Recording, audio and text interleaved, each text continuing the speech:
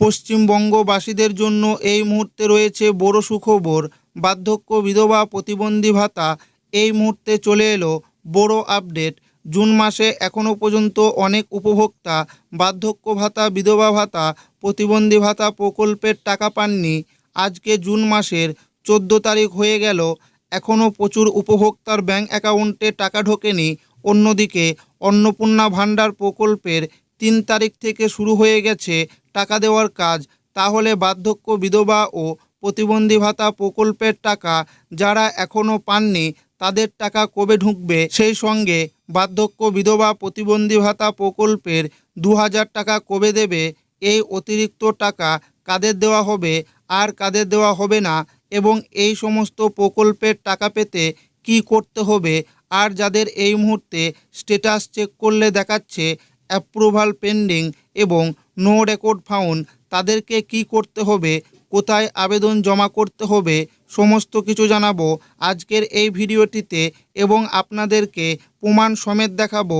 তাই ভিডিওটি প্রথম থেকে শেষ পর্যন্ত দেখবেন এবং আপনি কোন জেলা থেকে দেখছেন অবশ্যই কমেন্টে লিখে জানাবেন। বার্ধক্য ভাতা, বিধবা ও প্রতিবন্ধী ভাতা বড় চমক, উপভোক্তা শীঘ্রই ডবল টাকা পাবেন। মুখ্যমন্ত্রী স্পষ্ট জানিয়েছেন আগের সরকারের কোনো সামাজিক প্রকল্প বন্ধ করা হবে না।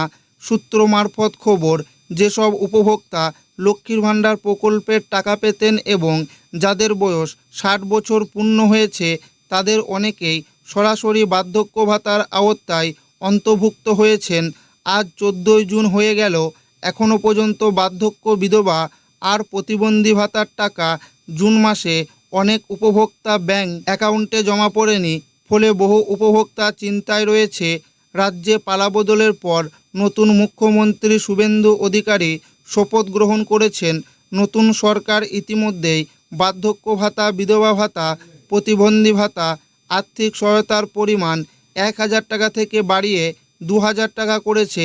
এই প্রকল্পগুলি কেন্দ্র ও রাজ্য সরকারের যৌথ উদ্যোগে পরিচালিত হয়। অন্যদিকে যারা সরকারি অফিস, বিডিও বা এসডিও অফিস কিংবা দুয়ারে সরকার ক্যাম্পে আবেদন জমা দিয়েছিলেন তাদের মধ্যে অনেকের ডকুমেন্টস এখনও ওয়েবসাইটে আপডেট হয়নি।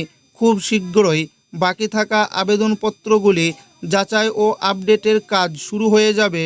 ফলে যাদের আবেদন দীর্ঘদিন ধরে অপেক্ষায় রয়েছে তাদের স্ট্যাটাসের আপডেট হলে খুব শীঘ্রই ভাতার টাকা পাওয়ার সম্ভাবনা রয়েছে। এছাড়া নতুন আবেদনকারীদের জন্য সুখবর রয়েছে। খুব শীঘ্রই অনলাইনে এবং অফলাইনের মাধ্যমে নতুন করে আবেদন গ্রহণের প্রক্রিয়া শুরু হতে পারে বলে জানা যাচ্ছে।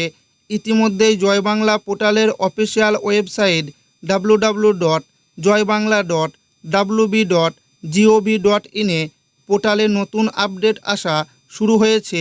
বর্তমানে স্ট্যাটাস চেক করলে জুন মাসে টাকা দেওয়ার কোনো আপডেট দেখা যাচ্ছে না, তবে খুব শীঘ্রই ওয়েবসাইটে নতুন তথ্য প্রকাশিত হতে পারে বলে সূত্রের তরফে খবর। এদিকে অন্নপূর্ণা ভাণ্ডার প্রকল্পের টাকা গত 3 জুন থেকে দেওয়া শুরু হয়েছে বলে জানা গেছে। তাই অনেক উপভোক্তার মনে প্রশ্ন উঠেছে, তাহলে কি বিধবা ভাতা, প্রতিবন্ধী ভাতা এবং বার্ধক্য ভাতার টাকাও আজকে থেকে দেওয়া হবে?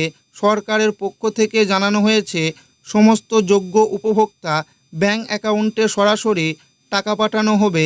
তবে ব্যাংক অ্যাকাউন্টের সঙ্গে ডিবিটি লিঙ্ক করা থাকতে হবে। এই কারণে বর্তমানে ব্যাংক এবং সাইবার ক্যাফেগুলিতে যথেষ্ট ভিড় লক্ষ্য করা যাচ্ছে। সূত্রের খবর, অন্নপূর্ণা ভাণ্ডার প্রকল্পের পাশাপাশি বিধবা ভাতা, প্রতিবন্ধী ভাতা, বার্ধক্য ভাতার টাকাও দেওয়া হতে পারে।